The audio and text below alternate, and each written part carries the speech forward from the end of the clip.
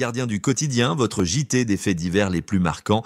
Aujourd'hui, entre agression, cambriolage et tir mortel, Yangbo, on dresse un bilan sans filtre de l'actualité.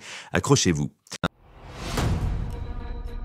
On commence dans les Hautes-Alpes, au Lozé, où dimanche soir, la propriétaire d'un centre équestre a surpris un individu en train d'agresser sexuellement l'une de ses juments. Oui, vous avez bien entendu. L'homme a pris la fuite avant l'arrivée des gendarmes et une enquête est ouverte. Ce type d'acte, rare mais passible de lourdes peines, a choqué les réseaux sociaux où l'affaire a rapidement tourné. Les autorités appellent les éleveurs et propriétaires d'animaux à rester vigilants dans cette zone rurale.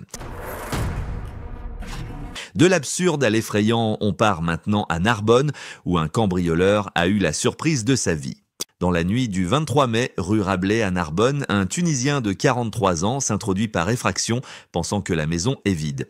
Mauvais calcul, le propriétaire, réveillé par le bruit, le surprend et réussit à le maîtriser seul jusqu'à l'arrivée de la brigade anticriminalité. Le suspect a été placé en garde à vue et l'enquête va déterminer s'il est lié à d'autres vols récents dans le secteur, comme quoi parfois le héros, c'est le proprio. On remonte maintenant à Courbevoie où le butin visé était bien plus technologique. Dans la nuit du 16 au 17 mai, le centre d'imagerie médicale Charras a été cambriolé.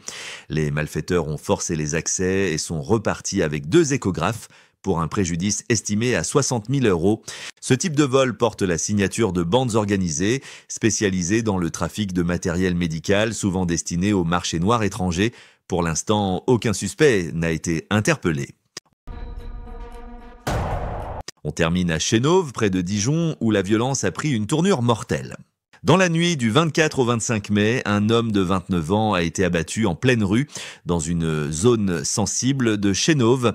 Les enquêteurs ont retrouvé une dizaine d'étuis de munitions sur place, plusieurs véhicules touchés et même un impact sur un appartement.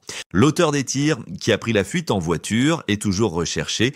Son mobile reste à ce stade inconnu, mais ce nouveau drame alimente les craintes sur la montée des violences armées en périphérie dijonnaise.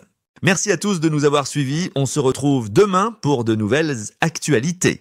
D'ici là, restez vigilants et surtout, n'hésitez pas à partager vos expériences ou vos conseils en commentaire. Votre témoignage peut aider d'autres personnes à éviter le pire.